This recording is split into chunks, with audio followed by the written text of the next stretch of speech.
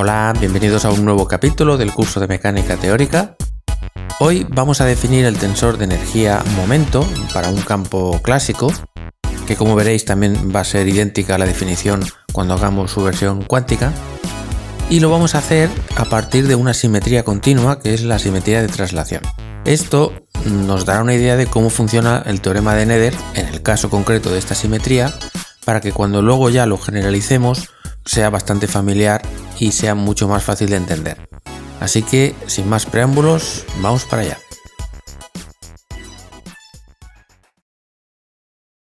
Antes de empezar el capítulo, dejadme deciros una cosa. El lagrangiano del campo de Klein-Gordon, que lo hemos definido así, cuando se hacen las ecuaciones de movimiento, Euler-Lagrange, obtenemos esta ecuación. Pero os dije en el capítulo anterior, creo recordar, que la ecuación de Klein-Gordon era esta. Entonces, claro, aquí pone m cuadrado y aquí pone mc partido h barra al cuadrado. Vale, por eso hago esta aclaración. Cuando digo que la acción vale esto y no hay ninguna h barra y c al cuadrado, es porque estamos trabajando en unas unidades en las que toman los valores 1. Estas unidades se llaman las unidades de Planck o también unidades naturales.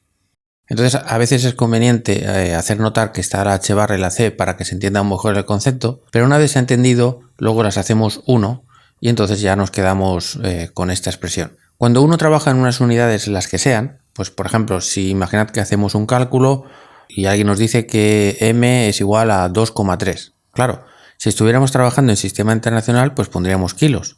Pero si estamos trabajando en otro sistema, como por ejemplo el de Planck, la pregunta es ¿qué unidades tiene esto?, ¿no? Incluso más importante, sea como sea que se llamen estas unidades, ¿cuál sería la equivalencia, por ejemplo, en kilos? Bueno, pues para todas estas cosas ya hablaremos en el futuro, ya haré un capítulo especial para eso. De momento, como estamos solo con disquisiciones teóricas, ahora mismo no importa demasiado, ¿vale? Pero volveremos a esto. Vamos a considerar una densidad lagrangiana bastante genérica, que va a ser un medio del término cinético, pero en vez de poner menos m cuadrado partido 2 phi al cuadrado, déjame poner una energía potencial genérica. En el caso de que esta energía potencial fuera m cuadrado partido 2 phi al cuadrado, pues tendríamos el campo de Klein-Gordon, pero se puede generalizar a lo que sea, bueno, casi lo que queramos. En realidad esto tiene que cumplir una serie de condiciones, pero bueno, ya hablaremos de eso. Por lo tanto, dado este lagrangiano, tendremos que la acción para nuestro campo pues va a ser la integral sobre todo el volumen espacio-temporal del lagrangiano, que como veis depende del campo y de las derivadas del campo.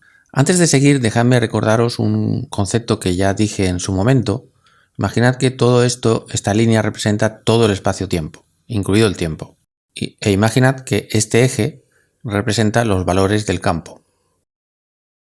Entonces por aquí, cerca de nosotros, pues el campo puede valer lo que sea. Y si os acordáis, os dije que el campo necesariamente, para que todo sea consistente, debe tender a cero, ya sea por abajo, o sea, por arriba o por abajo, pero al final debe tender a cero cuando nos alejamos de la zona de influencia principal del campo. Es decir, que cuando el valor absoluto de la posición y del tiempo tiende a infinito, esto tiene que tender a cero. Pero no solo el campo, sino las derivadas del campo también tienen que tender a cero cuando nos alejamos. Esto tiene que ser así por una serie de razones que tienen que ver con la energía, tiene que ver con muchas cosas, pero que de momento no hablaremos simplemente para no complicar la argumentación. Pero sí que es importante que lo tengáis en cuenta para lo que voy a hacer o explicar en este capítulo. Muy bien, pues vamos a hablar de la traslación. Una traslación temporal se define de la siguiente manera. Pasamos de nuestras coordenadas x mu a unas nuevas coordenadas que llamaré x tilde en vez de poner prima para que no se confunda con derivada, de manera que la relación que hay entre unas y otras son unas ciertas constantes. Por ejemplo, si estuviéramos trabajando en 1 más 1, pues esto querría decir que ct tilde será igual a ct más un cierto número, pongamos 2, y que x tilde sería igual a x más otro número, por ejemplo 3 o menos 3, o sea, un par de números constantes. Entonces eso quiere decir que si este es nuestro espacio-tiempo, Cuando seleccionamos un punto cualquiera, podemos decir, bueno, si estamos trabajando con las coordenadas sin tilde, pues a lo mejor este punto pues es el x igual a 17 y ct igual a 2, por decir algo. Estoy representando todo el espacio-tiempo en una sola línea, esto es simbólico, ¿eh? Y entonces el campo, pues aquí a lo mejor vale pues 5, por ejemplo. Claro, cuando hacemos un cambio de este estilo, podemos interpretar que simplemente hay otro observador que a este mismo punto pues le pone coordenadas, en este caso sería 17 más 3 pues 20 y ct tilde pues sería 2 más 2 4. Y simplemente que a este mismo punto pues este observador le pone otra etiqueta a esas coordenadas. Y esto es muy parecido a lo que os dije, eso quería decir, el campo para las coordenadas sin tilde es lo mismo que el campo tilde con las coordenadas tilde. Vale, esto en principio es lo que yo os dije y en principio está claro y tal, muy bien. Pero dejadme decir un comentario muy importante, porque si no lo digo ahora creo que puede inducir a error en el futuro. Casi que podríamos decir que esto es un spoiler de lo que va a venir. Vamos a ver. Yo lo que acabo de decir con todo este asunto es básicamente que el campo transformado en función del punto transformado es lo mismo que el campo sin transformar en función de la x del punto sin transformar. Y esto parece obvio con este dibujo. ¿Cómo no podría ser esto, no? Bueno, aquí hay dos cosas importantes que os quiero decir.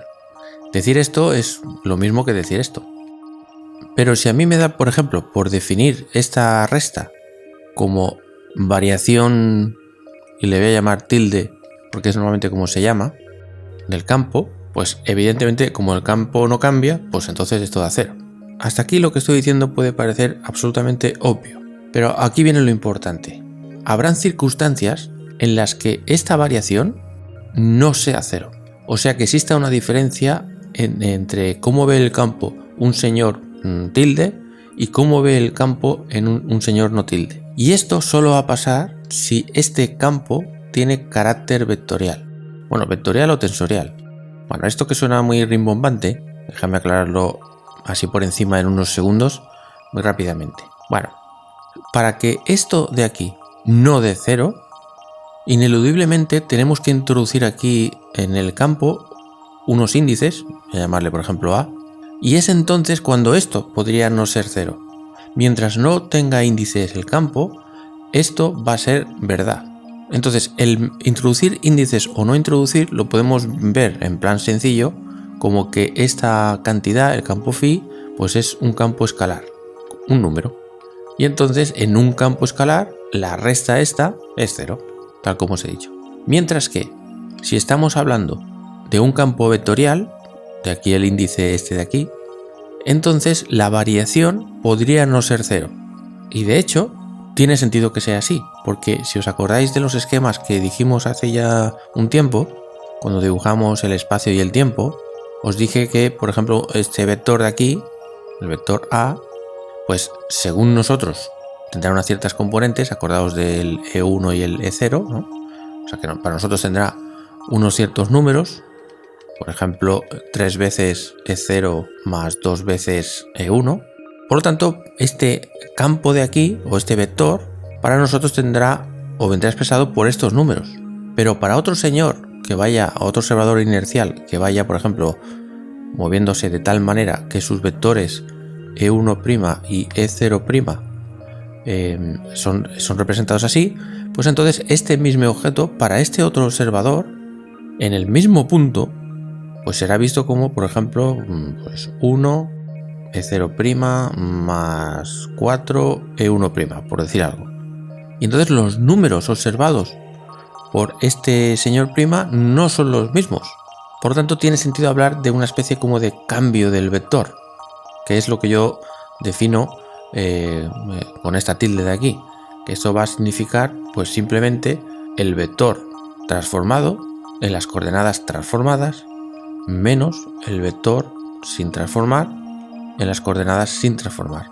Y aquí esto ya os digo yo que no va a dar 0, porque estos números se ven distintos según en qué base estemos trabajando.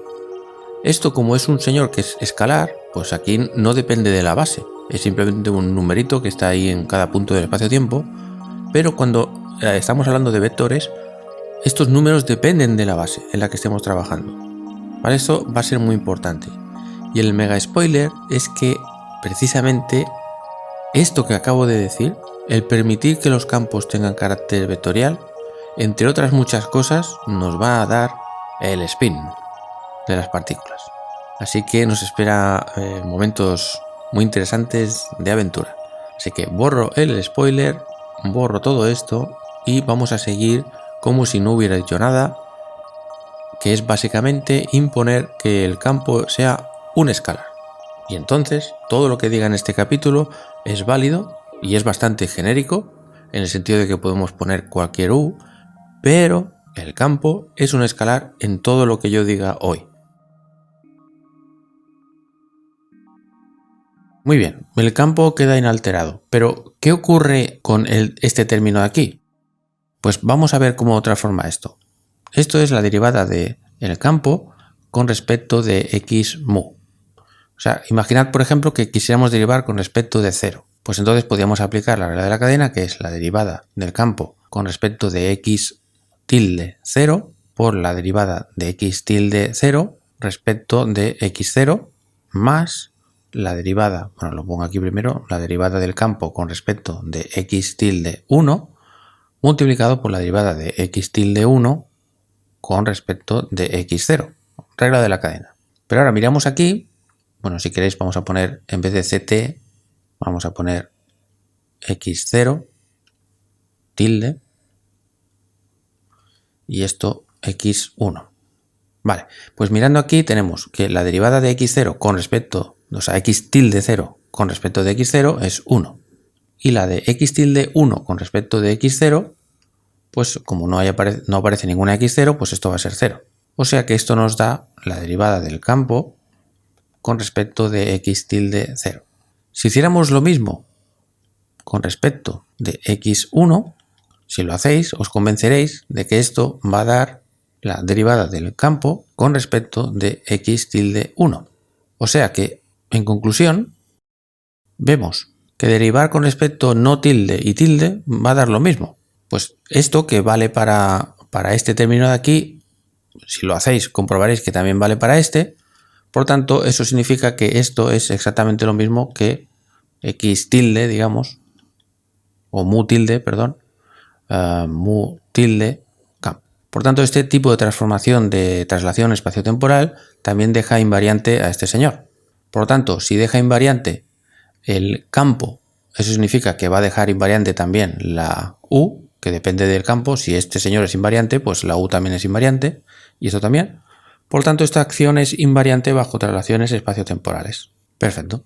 Y eso significa, básicamente, que si sustituimos la acción por un campo y sustituimos la acción por un campo tilde afectado con esta transformación, resulta que da lo mismo. Muy bien. Entonces, ya sabéis por experiencia del teorema de Nether en los otros capítulos que he hecho, que lo conveniente es hacer una transformación infinitesimal. Bueno, lo primero que tengo que decir es que ¿tiene sentido hacer una transformación infinitesimal en este caso? Sí, porque fijaos que a es un número real cualquiera que podría ser, por ejemplo, 0 o 0,0001 o 27. Es decir, es una transformación continua que depende de un parámetro continuo y de manera que cuando estos parámetros valgan 0, recuperamos que es como si no hubiéramos hecho nada.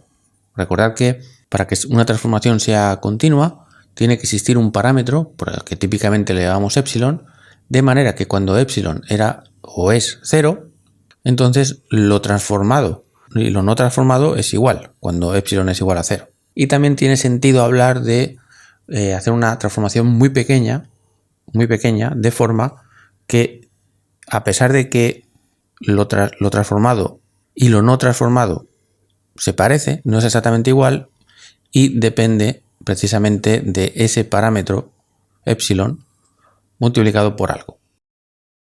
Por lo tanto, para considerar esto una transformación infinitesimal, lo que podemos considerar es que estas a mu, estos cuatro números, a0, a1, a2 y a3, son tales que al elevarlo al cuadrado son prácticamente cero, porque son números tan pequeños comparados con la unidad, con el 1, que al elevarlos al cuadrado prácticamente es cero. Esto es la definición de números infinitesimales. Entonces, bajo esta condición, si recuperamos tal como transforma el campo, que es de esta manera, y consideramos que estas x tilde se relacionan de esta manera, pues entonces en vez de x tilde puedo poner x mu más estos números pequeñísimos. Y ahora, como esto en principio no he hecho ningún tipo de aproximación, esto es exactamente igual que esto. Pero lo que voy a hacer ahora es hacer ya la transformación infinitesimal, y ahora ya voy a suponer que esto es un número tan pequeño que puedo hacer una expansión en el polinomio de Taylor y puedo aplicar pues la fórmula de siempre. Recordad que si tengo f de x más a, el polinomio de Taylor nos dice que esto va a ser, si la a es muy pequeñita, pues es aproximadamente f de x más la derivada de la función multiplicado por a. Pues aplicado a esta función, que es de 4 variables, pues es más o menos lo mismo que esto, pero con derivadas parciales. O sea, que esto aproximadamente va a ser la función aquí más las derivadas parciales con respecto de x tilde mu por a mu. Y ahora esto será aproximadamente el campo en x. Ya no es igual porque he hecho una aproximación. Esto es un polinomio de Taylor a primer orden, por tanto ya es una aproximación. Vale. Ahora bien, este trasto de aquí, si miramos aquí y derivamos tanto la izquierda como la derecha por x tilde mu, vamos a ver qué obtenemos. Si queremos derivar esto con respecto de x tilde mu, podemos aplicar la regla de la cadena y decir que esto será, pues por ejemplo, la derivada con respecto de x alfa por la derivada de x alfa con respecto de x tilde mu. Pero habíamos visto que esto de aquí es la delta de Kronecker, por lo tanto esto es lo mismo que la derivada con respecto de x mu. Así que da lo mismo poner tilde que no tilde, así que no ponemos tilde porque es lo mismo. Entonces simplificamos aún más la notación y ponemos que esto va a ser la derivada con respecto de mu del campo, e incluso voy a cambiar de orden que me gusta más. Y ahora voy a pasar restando esta señora de aquí y voy a pasar esta señora al otro lado también restando. Bueno, voy a quitar el mu porque ya se entiende y es típico que normalmente, creo que ya os lo he dicho en algún momento, que cuando se pone una x nos estamos refiriendo a x0, x1, x2, o sea, a todas, ¿eh? Pero se pone esto simplemente para simplificar. Y aquí también dependería de todos los puntos, o sea, todas las coordenadas x0, x1, x2 y x3. Bien, pues lo que acabamos de obtener es que cuando hacemos una transformación o reetiquetamos el espacio con unas nuevas coordenadas x tilde, a partir de esta relación, es decir, que todo el mundo está de acuerdo que ya sea en sus coordenadas, o sea, las coordenadas de ese señor o en las coordenadas del otro señor, este punto, el campo, vale lo mismo todo el rato. Eso implica esta relación. Entonces, esto lo podríamos interpretar, y aquí es lo bonito, como si fuera la variación del campo. Vale, ¿cómo se interpreta esto? Claro, fijaos que uno podría pensar que esto en un momento dado sería cero, ¿no? Porque estamos mirando el campo en un punto y estamos mirando el campo tilde en ese mismo punto. Luego parecería que esto es cero porque da 5 todo el rato, ¿no? Pero cuidado, lo que es lo mismo es que phi de x es lo mismo que phi tilde de x tilde. Pero nadie ha dicho que phi de x sea lo mismo que phi tilde de x. Solo si esta x tiene la tilde, entonces es igual, si no, no. ¿Vale? Esto es muy importante. E igualmente importante es que, dado por hecho esto, no sale esto de aquí, no he hecho ningún truco de magia, simplemente sale esto. Pero sí que sería interesante que entendiéramos o le diéramos una interpretación a esto. Y es muy fácil, en el fondo. Vamos a ir aquí otra vez a nuestro espacio-tiempo. Y ahora, en esta interpretación, porque insisto que esto es un teorema y es lo que hay. Otra cosa es que el ser humano le gusta interpretar las cosas. Pues bien, esto lo podemos interpretar de la siguiente manera, como si aquí no hubieran ni tildes ni no tildes, o sea, aquí solo hay X y no hay tildes. Por lo tanto, en cada punto del espacio, por ejemplo este, pues solo tiene pues su X, su tiempo, su Y, su Z, etcétera, sin tildes. Pero ahí podemos pensar que está el valor del campo para ese punto concreto. Déjame poner solo X para seguir con la misma notación. Insisto que X quiere decir todas las coordenadas, no solo la X. Y esto sería básicamente esto. Pero luego tenemos la señora tilde. ¿Cómo se puede interpretar esto? Pues eso quiere decir que también en ese punto vive otra señora, que será, lo pongo un poquito al lado, pero sería en el mismo punto, Pues esa señora tilde a lo mejor vale esto. En X, no en X tilde, Las dos señoras viven en el mismo punto X, solo que parece ser que toman diferentes valores. ¿Cómo se come esto? ¿O cómo se interpreta esto? Bueno, se interpreta como si en vez de hacer una traslación o un reetiquetado de las coordenadas del espacio-tiempo, es como si hiciéramos una transformación o traslación activa, que se llama, que básicamente significa lo siguiente. Déjame poner esto un poco más abajo. O sea, para interpretar esto lo que hacemos es imaginar que el campo antiguo, o sea, el original, imaginad que es así. Podemos interpretar todo este asunto como que el campo tilde es igual que el campo original, sin tilde, pero desplazado, sin cambiar de forma, desplazado una cierta distancia a o a mu. Bueno, en una dimensión sería solo una a, ¿no? Si estamos solo con una dimensión, un cierto valor constante a. Y entonces para cada punto X, es decir, estoy hablando de un punto concreto X, pues entonces una de ellas tiene una altura y la otra tiene otra altura. Y simplemente la resta de estas dos alturas es precisamente lo que he llamado variación del campo. Entonces, aquí sacamos la conclusión de que cuando hay una traslación, somos libres de interpretarla como una pasiva, digamos, que es la gráfica que he tirado hacia abajo, o activa, que es la gráfica que acabo de hacer aquí. Ambas no llegan a resultados equivalentes, o sea que no hay problema, porque ambas interpretaciones hablan de una traslación, ya sea del eje o de del propio campo. Incluso para resumir, podríamos decir que un reetiquetado de los valores de la posición y el tiempo equivale a mover la función, desplazarla sin cambiar de forma hacia un lado o hacia otro. Esto igual podría ser más interesante como resumen. Pero más importante aún es lo que voy a decir ahora. ¿Quiere decir esto entonces que cualquier función que viva en el espacio-tiempo va a cambiar así? Y la respuesta es que sí, lógicamente, si estoy intentando hacer una traslación infinitesimal.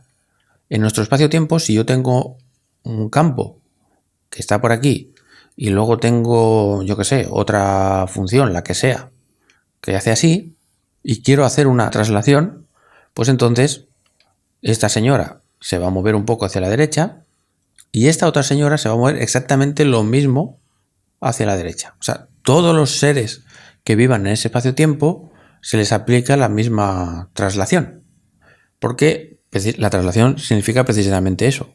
Vamos a mover a todo el mundo un poquito hacia la derecha y ver qué pasa con la acción, si cambia o no cambia.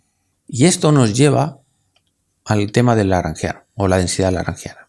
Si os acordáis, hace mucho tiempo, en una galaxia muy lejana, os dije que tenía sentido hablar que si todo esto era el espacio-tiempo y nos fijamos en un punto concreto del espacio-tiempo, pues que aquí podríamos decir que la densidad lagrangiana pues a lo mejor vale 3 y que en otro punto pues vale 4, en fin, en cada punto hay podemos calcular el valor de la lagrangiana. Pero cuidado, esto no significa que el lagrangiano dependa explícitamente de X, no es verdad, porque si os fijáis, el lagrangiano solo depende explícitamente del campo y de sus derivadas. ¿Pero qué ocurre? Pues que el campo a su vez depende del punto y también las derivadas. Y eso nos permite asociar a cada punto del espacio un numerito. Por lo tanto, podríamos decir o interpretar que el lagrangiano también es una superficie por ahí volando, la densidad lagrangiana me refiero, perdón. Bueno, pues podemos interpretar que eso, que la densidad lagrangiana supondrá una cierta superficie por ahí en el espacio-tiempo, de manera que cada punto pues tendrá un valor de lagrangiano. Y entonces cuando hagamos una traslación, este señor se va a trasladar igual que todo el mundo. No es ni mejor ni peor, igual que todo el mundo. Por lo tanto, al hacer una traslación infinitesimal de la densidad lagrangiana, se va a comportar igual que esto. Lo estoy repitiendo mucho porque es que es importante. Por tanto, esto va a ser menos a mu parcial mu de la lagrangiana. Alguien podría estar preguntándose cómo es que, siendo la acción invariante, cómo es que la variación de la densidad lagrangiana no es cero. O sea, ¿cómo que no es cero? Bueno, ojo, si hiciéramos una transformación finita, es decir, que estas a's valen 8, 4 y 27 o 56, números finitos, entonces efectivamente la variación sería cero. La acción no cambia. Pero cuidado, porque al hacer una transformación infinitesimal estamos haciendo una aproximación a primer orden, por tanto esto ya no es exacto, sino es un más o menos. Y por tanto esto puede cambiar un poco, puede cambiar de punto a punto, un poquito. Pero eso sí, tal como dijimos o intenté deciros en el capítulo de Nether en su momento, la manera en la que cambie este lagrangiano no puede ser cualquiera.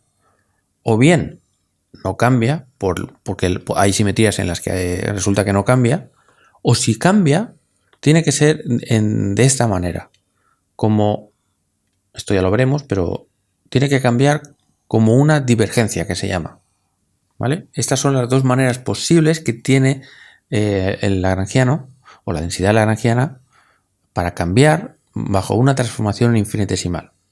No hay más. No explico por qué, porque si no voy a alejarme demasiado, pero sí que es importante que os tengáis claro esto. Bueno, dejadme deciros una frase para que esto no quede muy raro.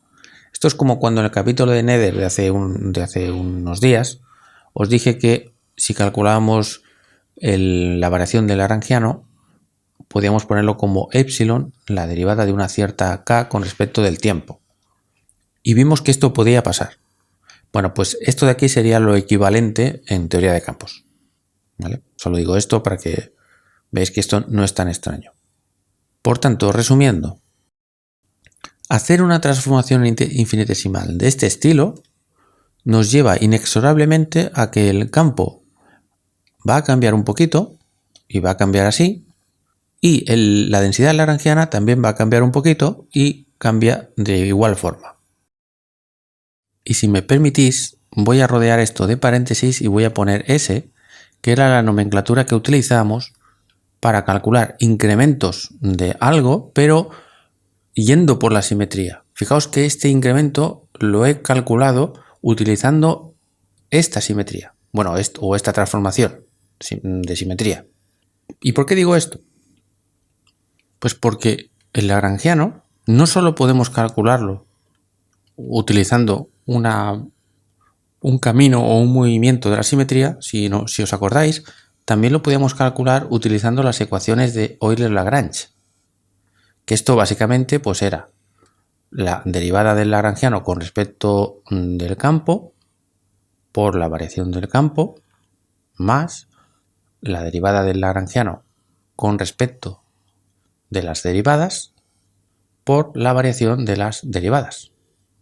Vale, para poder seguir tenemos que inspeccionar esto y ver si esto es o no lo mismo que esto. O dicho de otra forma, si la variación de la derivada es lo mismo que la derivada de la variación. Bueno, pues resulta que sí. Es cierto. Pero cuidado, ¿por qué es cierto? Pues porque si nos acordamos de este tipo de variación, teníamos que nos fijamos en un punto concreto, miramos cuánto valía la función phi de x y luego miramos cuánto valía la función phi tilde en el mismo punto, y esto era lo que habíamos llamado la variación de la función. Y la clave está en que esta variación se calcula en un punto concreto, no en diferentes puntos. O sea, no estamos haciendo algo así, mirar en un punto, luego mirar en otro punto y aquí ver cuánto vale phi de x y aquí mirar cuánto vale phi tilde de y. No estamos haciendo esto, estamos comparando en un punto concreto y en esas circunstancias la derivada y la variación conmutan. Para poner un ejemplo súper tonto, para que veáis que esto es verdad, pues imaginad que el campo vale e elevado a menos x al cuadrado y pongamos que el campo tilde vale, no sé, seno de x. Vale, pues si hacemos la derivada del campo, pues tendremos menos 2x elevado a menos x al cuadrado, y si hacemos la derivada del señor tilde, pues será coseno de x. Y si ahora calculamos la variación de la derivada, pues es simplemente restar esto. Coseno de x menos 2x elevado a menos x cuadrado. Vale, pero ¿qué pasaría o qué hubiera pasado si lo hiciéramos al revés? Fijaos que aquí primero hemos derivado y luego hemos hecho la variación. Pues vamos a hacer al revés. Si hacemos primero la variación, pues será seno de x menos e elevado a menos x al cuadrado. Y si ahora derivamos esto, pues la derivada del seno es coseno, la derivada de la exponencial es ella misma multiplicado por la derivada esta, que es menos 2x, que con este menos es más 2x. Y fijaos que obtenemos lo mismo. Y estas dos funciones me las he inventado, pero si lo hacemos en general, pues bueno, va a dar lo mismo. Vale, pues teniendo en cuenta esto, vamos a intercambiar la derivada parcial y la variación, y entonces podemos hacer el típico truco que tanto me gusta o tanto nos gusta a los físicos cuando nos encontramos en estas circunstancias, que es interpretar todo este cacharro como si fuera una variable o algo que le llamo a, y a esto de aquí interpretarlo como b. Entonces fijaos que lo que tenemos es, o sea, todo esto es como a por la derivada de b. Pero esto es lo mismo que lo siguiente. Fijaos, si yo derivo a por b, pues esto será la derivada de a por b sin derivar, más a sin derivar por la derivada de b. Entonces, si despejo esto, pues simplemente paso a este lado restando y ya tengo despejada la expresión que tengo aquí, a parcial de b. A parcial de b, que es justamente lo que tengo aquí.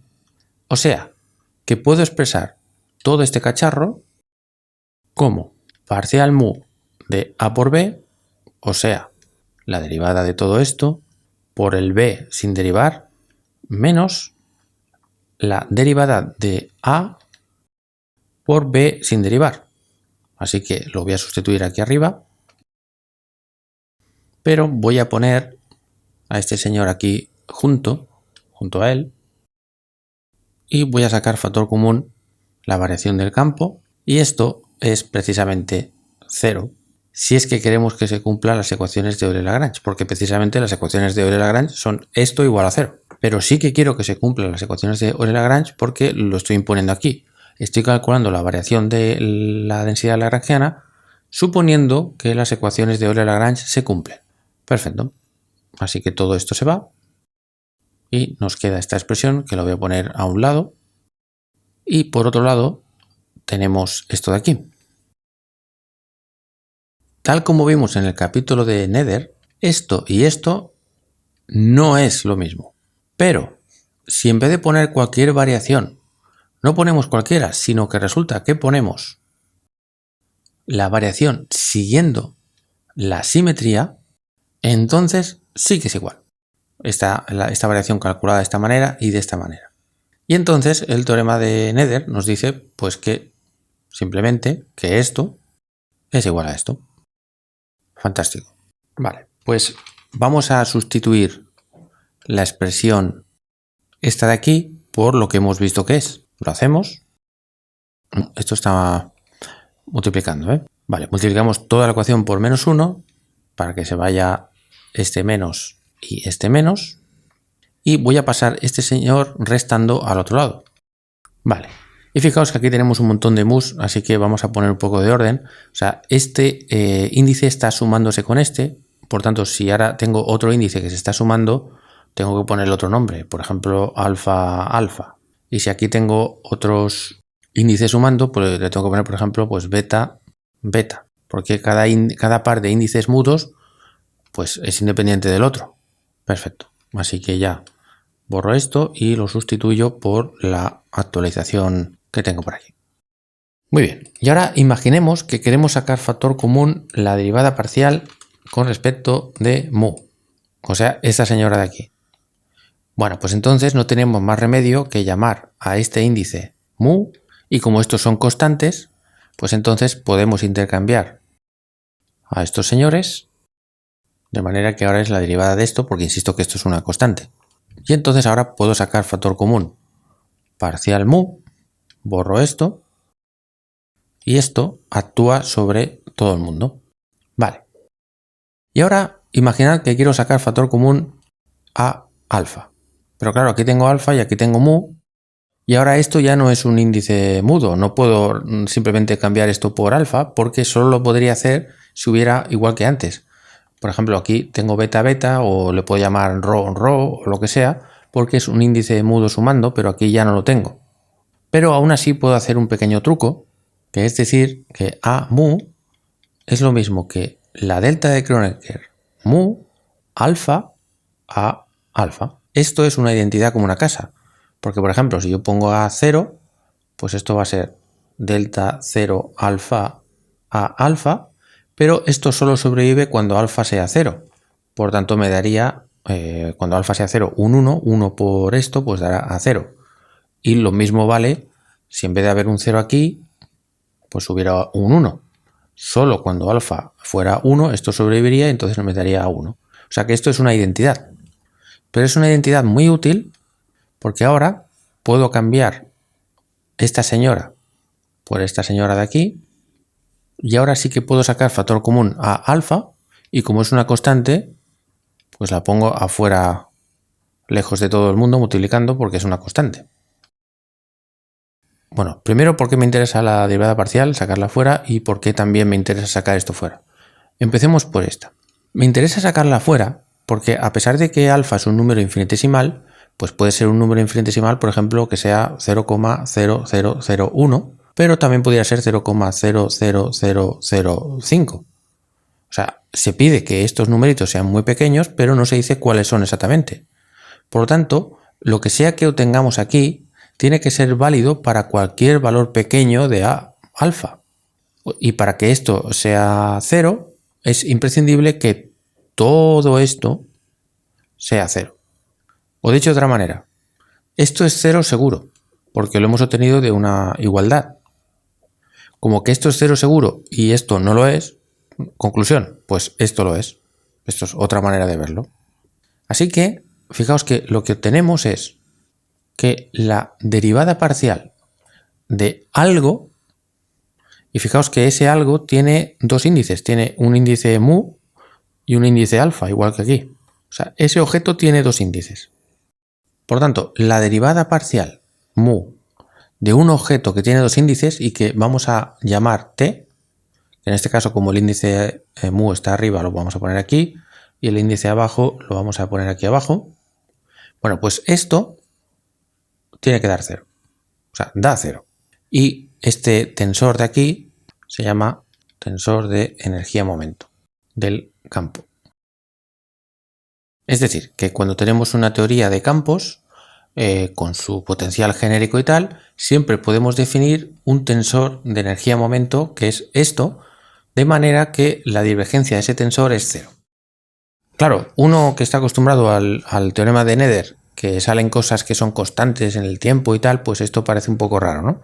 Así que voy a tratar de explicar un poco qué significa todo esto.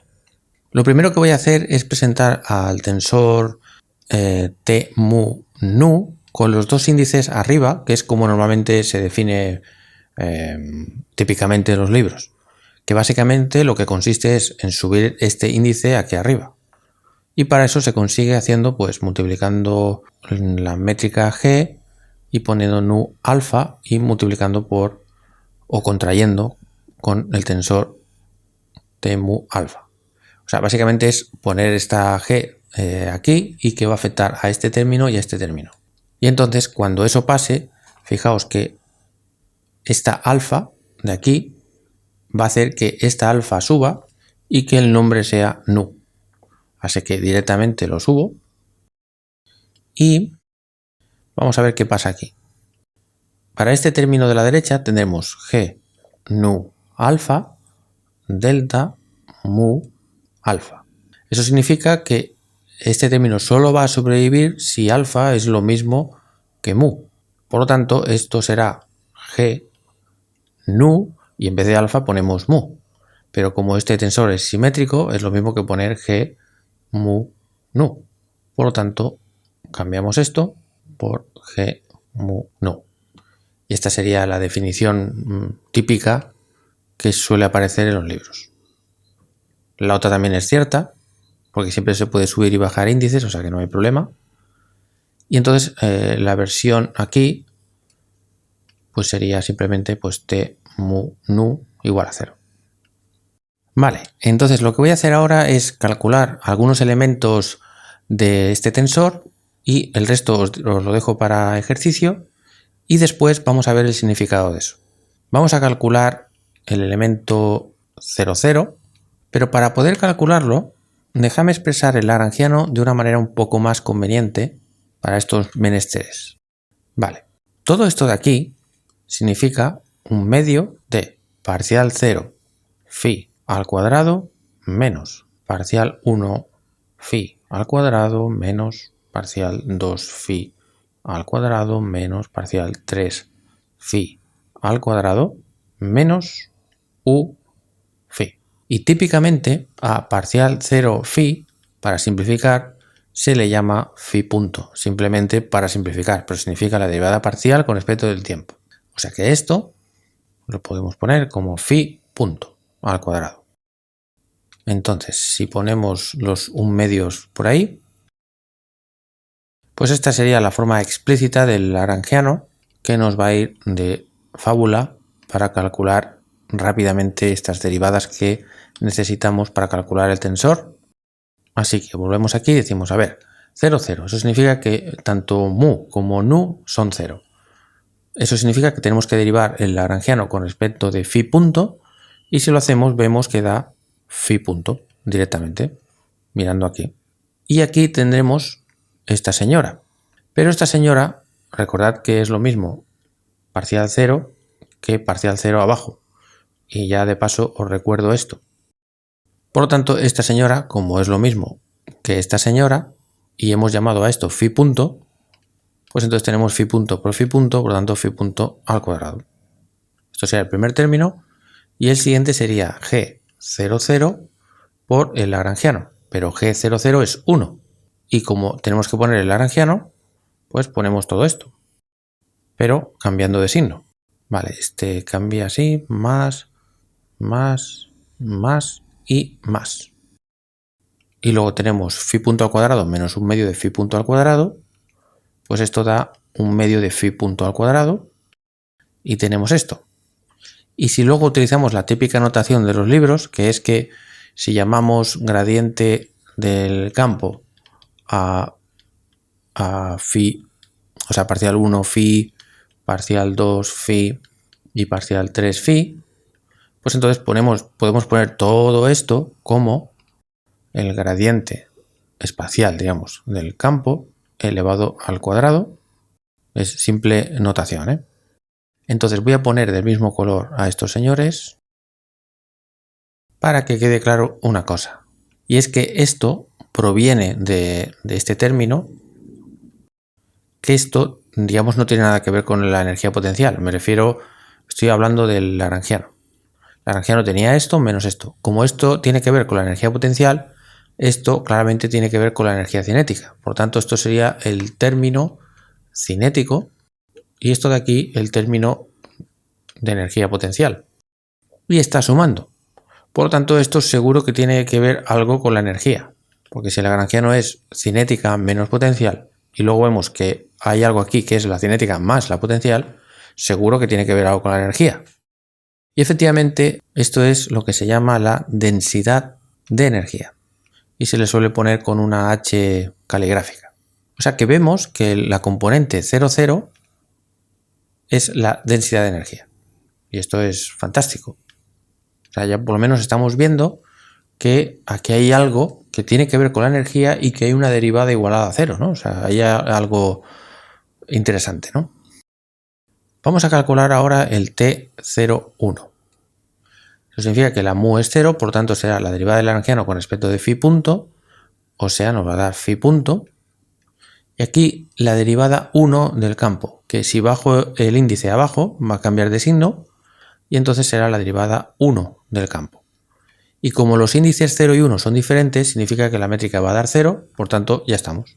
Pero creedme que si en vez de haber calculado el 1, hubiera calculado o el 1 o el 2 o el 3, o sea, un índice latino, ¿vale? Índice latino va a querer decir 1, 2, 3. Índice griego 0, 1, 2, 3, ¿vale? Bueno, pues ya tenemos calculadas las componentes 0i. Y os dejo como ejercicio que comprobéis que si hubiéramos hecho en vez de T0i, TI0, hubiera dado exactamente lo mismo. De hecho, complemento el ejercicio propuesto es, o sea, hemos calculado la T00 y la T01, T02, T03, o lo que es lo mismo, T10, 20, 30. Entonces, lo que os pido es que calculáis el resto de componentes que faltan, esto por un lado, que ya veis que se hace fácil, y por otro lado, comprobar que T alfa beta es lo mismo que T beta alfa, por lo tanto, T es un tensor simétrico. Muy bien. Vale, para ver un poco de qué va todo esto, dejadme volver por un instante al lagrangiano de Klein-Gordon,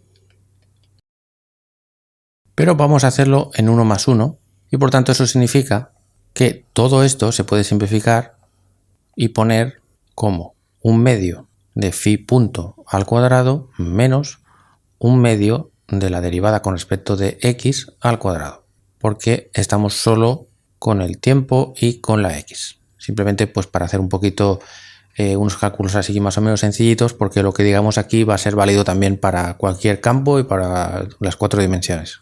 Bueno, lo de siempre, vamos. Entonces, en ese caso, la densidad de energía, que está definida como la componente 0,0 de este tensor, resulta ser, en el caso Klein-Gordon 1 más 1, pues un medio de phi punto al cuadrado más, o sea, estoy mirando aquí, más un medio de phi prima al cuadrado más la energía potencial, por tanto en vez de un menos pues será un más phi al cuadrado. Y ahora me pregunto si puedo definir la energía, concretamente el hamiltoniano, me pregunto si lo puedo definir como la integral con respecto de x, ojo, no de x y de t, sino solo de x, es decir, de la parte espacial, de la componente T00 del tensor, o sea, de la densidad lagrangiana. ¿Tiene esto sentido? Bueno, esto lo podemos hacer para cualquier campo, pero ojo, para cualquier campo que sea solución de la ecuación de Klein-Gordon. Y recordad que la ecuación de Klein-Gordon era esta, que en nuestro caso esto simplemente va a ser la segunda derivada con respecto del tiempo menos la segunda derivada con respecto de la x más m cuadrado phi igual a 0. O sea, si aplicamos este señor sobre este señor, esto nos va a dar phi punto punto menos, si aplicamos este sobre este, nos va a dar phi prima prima más m cuadrado phi igual a 0. Es decir, solo los campos que cumplan esta ecuación son los que podemos sustituir aquí en esta expresión, porque son los únicos válidos, los que cumplen las ecuaciones de Klein-Gordon. Recordad que todo este follón que hemos armado solo vale si hay simetría de traslación espaciotemporal, que la va a haber porque la forma de los lagrangianos siempre va a ser esta, y además esos campos tienen que ser solución de la ecuación de Klein-Gordon, que recordad que también hemos impuesto eso. Muy bien, pues vamos a comprobar esto Y recordemos lo que he dicho al principio del capítulo, que las funciones tienen que tender a cero y también sus derivadas cuando estamos en los bordes del espacio-tiempo, o sea, muy lejos, en el infinito, tanto más como menos. Muy bien, pues entonces la energía, o si queréis el hamiltoniano, que creemos que es esto, será entonces toda esta expresión. Si estamos trabajando, claro, con el campo de Klein-Gordon. Entonces, si es verdad que esto es la energía y hay invariancia translacional, en concreto invariancia con respecto al tiempo, la derivada con respecto del hamiltoniano debería ser cero. ¿Es esto así? Bueno, vamos a ver. Recordad que cuando tenemos una integral desde menos infinito hasta infinito, bueno, de hecho, incluso si estos límites son constantes, si tenemos una derivada, por ejemplo, con respecto del tiempo y esto es una integral con respecto de x, esto es lo mismo que la integral de la derivada parcial con respecto del tiempo. No hace falta que sea infinito, sino simplemente que estos límites sean constantes. Entonces, aprovechando esta propiedad, introducimos la derivada con respecto del tiempo de todo esto.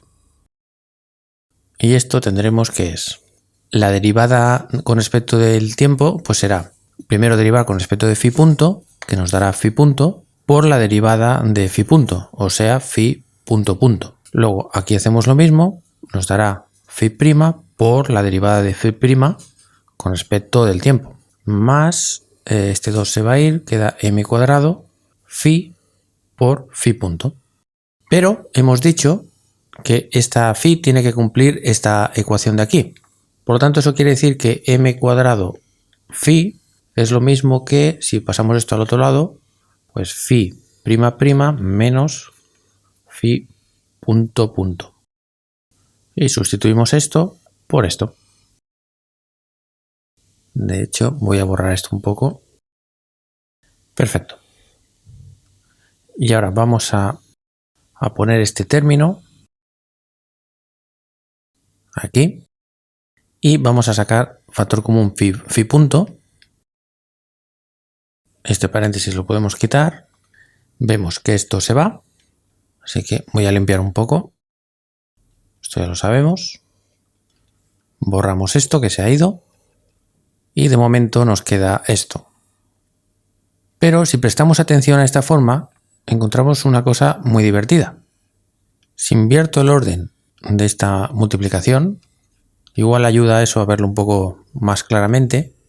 Fijaos, puedo interpretar esto como la derivada de algo por otra cosa sin derivar, más el algo este sin derivar, porque fijaos que la diferencia entre este término y este es que este está derivado una vez más, y fijaos que este es como si fuera el de aquí, en b, pero derivado, porque hay una prima aquí. Y esto claramente es la fórmula de la derivada del producto. Eso sí, con respecto de x. O sea que esto adquiere la forma muy sugestiva. Bueno, aquí he olvidado que hay que poner menos infinito e infinito. Pues esto lo puedo poner como la derivada con respecto de x de phi prima phi punto. Pero esto es la integral de una derivada, por lo tanto, el resultado de esa integral es simplemente pues phi prima phi punto entre los extremos de la integral, que es entre infinito, o sea, entre menos infinito e infinito. Pero hemos dicho que esta gente, tanto en el infinito como en el menos infinito, tienen que tender a cero. Esto aún no he dicho bien por qué, pero ya estoy casi por decirlo.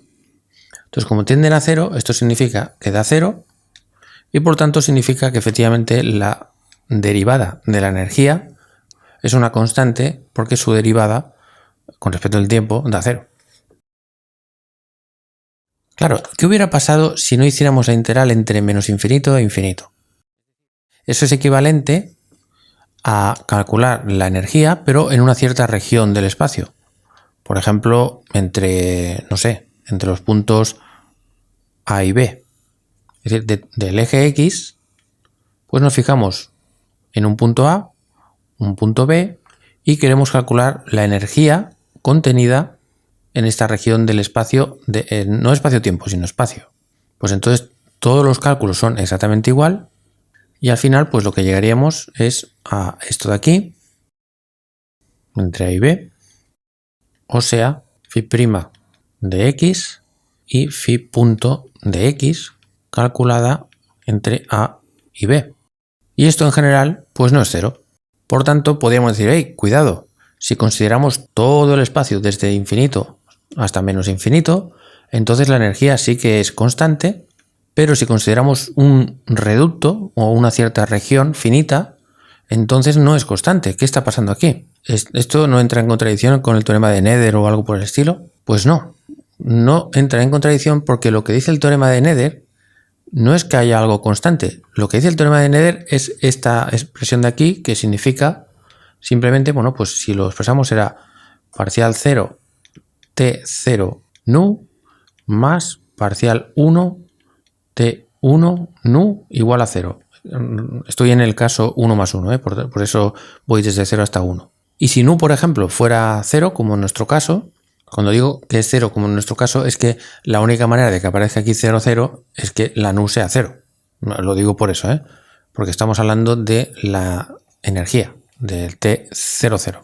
Vale, pues lo que dice esta ecuación es que la manera en la que cambia con el tiempo la densidad de energía no es 0, sino que es igual a menos la derivada con respecto de x de T10.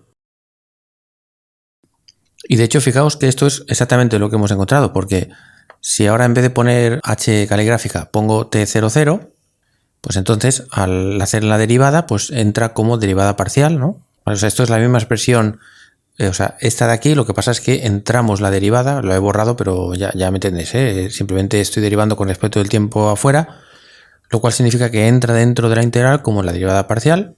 Bueno, pues vemos después de unos cuantos cálculos que nos da esto de aquí, donde esta es la expresión que hemos encontrado. Pero si os fijáis, esto es casi lo mismo que esto, pero cambiado de signo. Phi punto está aquí y la derivada, estamos con la x, ¿no? Y con el valor de y igual a 1. Por tanto, esto sería phi prima y lo único que cambia es el menos. O sea que esto es simplemente menos T01. O sea, menos la integral entre a y b de T01. Entonces, si miramos al principio y al final, tenemos esto, y de aquí se desprende que la derivada 0 de T00 es igual a menos la derivada 1 T01, que es justamente lo que dice el teorema de Nether. O si queréis aquí, mejor. Por tanto, la moraleja de todo esto es que la energía, digamos, el concepto en cómo se maneja la energía en una teoría de campos, es que si tenemos una región localizada del espacio y deseamos calcular toda la energía que hay, esa energía puede cambiar. Pero la manera en la que va a cambiar es siguiendo esta fórmula. Pero el hecho de que siga esta fórmula y el hecho de que aquí la variable de integración y la derivada sean de la misma variable, significa que esto va a depender, digamos, de la superficie, o sea, de los extremos de la región. Porque esto va a ser T01 evaluado en los extremos, en A y en B. O sea, justo en el extremo de la región y en el otro extremo. Pero vamos a generalizarlo a 4 dimensiones y que no sea justamente el campo de Klein-Gordon. Vale, aquí lo tenemos. Tenemos un potencial genérico, estamos en 3 más 1, en 4 dimensiones, y la energía hemos dicho que es la integral, y ahora sí, no podemos poner dx, sino tenemos que poner de 3x. Porque insisto que estamos calculando en una región del espacio, no del espacio-tiempo, cuánta energía hay. Pues bien, según lo que hemos dicho, la derivada de la energía con respecto del tiempo será igual a la integral de 3x de la derivada parcial con respecto del tiempo de la componente T00. Hasta aquí me he vuelto a repetir lo de hace un momento. Pero por el teorema de Nether nos dice que esto, el T00 más 1 T01 más 2 T02 más 3 T03 tiene que ser igual a 0, o lo que es lo mismo, pasándolo al otro lado, esto es igual a menos esto. Así que entonces tenemos menos la integral sobre el espacio de todo esto. Y borro los menos porque ya he puesto aquí el menos. Y esto, tal como he dicho, se puede interpretar como la divergencia espacial, por eso pongo el índice latino, de t, 0, i. Y por el teorema de la divergencia, pues esto va a ser la integral sobre la superficie, si esto tiene un cierto volumen, el que sea, pues eso será la superficie sobre ese volumen, o sea que envuelve a ese volumen de t, 0, i. Lo que pasa es que aquí tiene que haber un producto escalar. Entonces tenemos que introducir aquí un vector unitario que es perpendicular a la superficie. Entonces Minkowski es la dimensión del tiempo más las 3 dimensiones del espacio. Pero como es un espacio plano, pues cuando nos fijamos en el espacio, pues entonces estamos en R3 de toda la vida. Y por ejemplo, si, no sé, si nos imaginamos un volumen esférico, por poner un ejemplo, pues el vector n pues sería precisamente un vector que es perpendicular a la superficie en cualquier punto. Y por cierto, aquí se me ha olvidado el menos. Este menos de aquí. Entonces podemos identificar a estos señores como las componentes de un vector j y, es decir, un vector espacial j de componentes t01, t02 y t03. Y por lo tanto, para saber cuánto cambia la energía con respecto al tiempo de este volumen, tenemos que hacer una integral de superficie que rodea a este volumen. Imaginaos que borro la palabra energía aquí y en vez de poner este 0, que está todo el rato, imaginad que pongo 1. Entonces, claro, claramente esto ya no puede ser la energía, porque aquí hay un 1.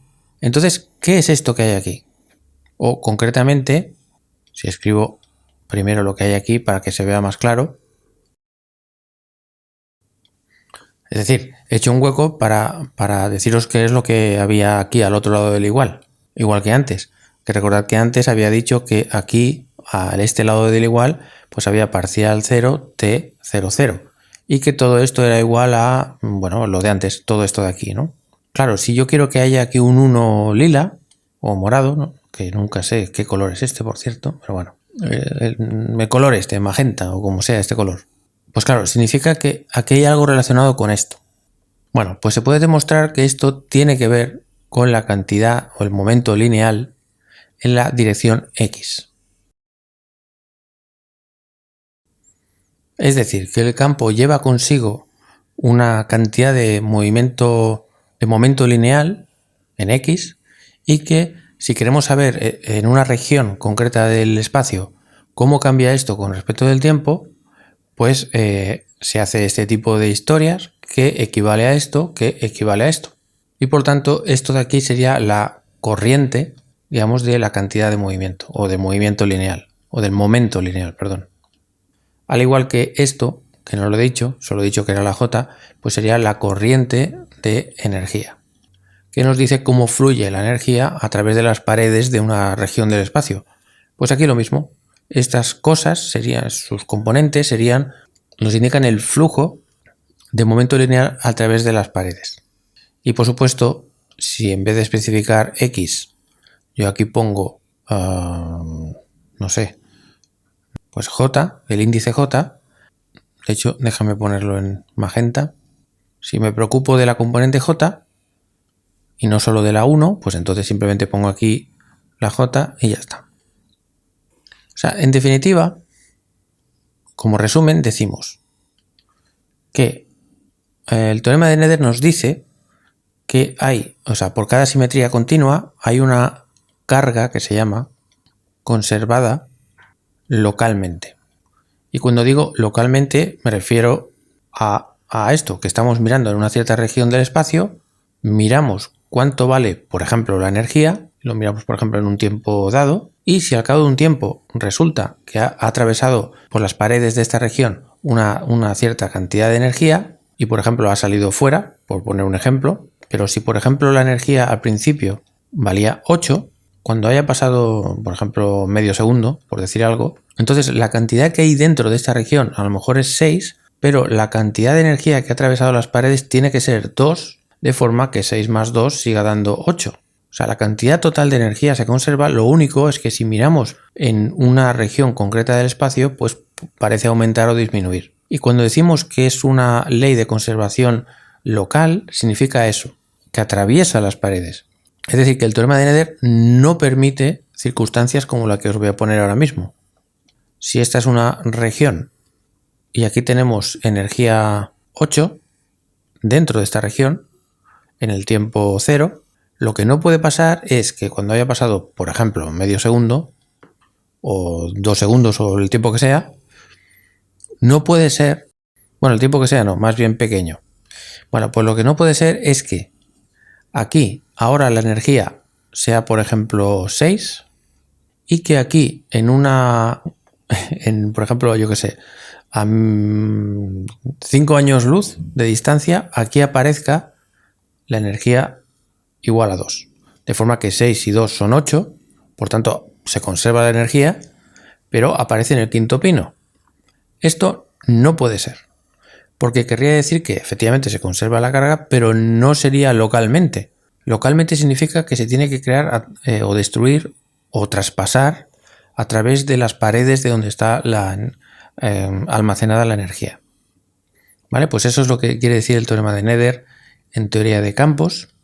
Y concretamente lo que acabamos de ver es que si la simetría en cuestión, la simetría continua, es de traslación, ojo, para un campo escalar, entonces existe un tensor mu nu tal que la divergencia de t mu nu es igual a 0.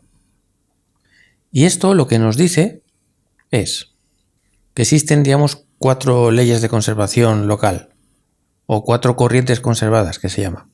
La derivada con respecto de 0 de t 0, 0 más la derivada 1 de t 0, 1, y de hecho incluso dejadme poner este 0 en morado para que quede claro que me estoy refiriendo a la energía.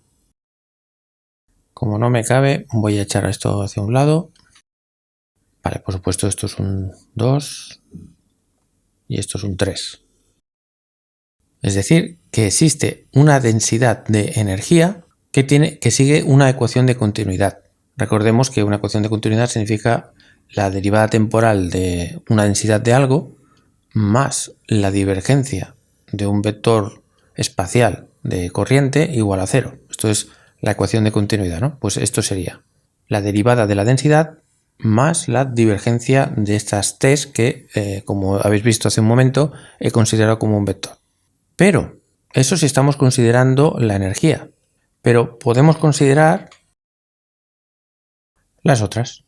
O sea que en vez de 0 sea 1 o 2 o 3. Y para ser completamente coherente, déjame poner este 0 en amarillo. O sea que el tensor de energía-momento en el fondo nos da 4 corrientes conservadas y las cargas que se conservan son estas densidades. Y esto recibe el nombre de densidad de energía y esto de densidad. Bueno, ahora tengo que dibujar una P caligráfica, a ver si soy capaz. Bueno, esto se supone que es una P bonita, pues vamos a llamar a esta P1 de la componente X del momento lineal. Y como ya no sé si soy capaz de dibujar una P bonita, pues voy a hacer copy-paste. Pues eso, tenemos 4 densidades de energía y de momento lineal que siguen 4 ecuaciones de continuidad. Por lo tanto, sea lo que indique esto, si cambia en una cierta región es porque entra o sale por las paredes de esa región, y lo mismo con estas señoras. Vale, pues esto era todo lo que os tenía que contar en este capítulo y voy a parar porque se está haciendo muy largo y además creo que os he soltado muchísima información como siempre. Y nada, espero que nos veamos en el próximo capítulo con más aventuras.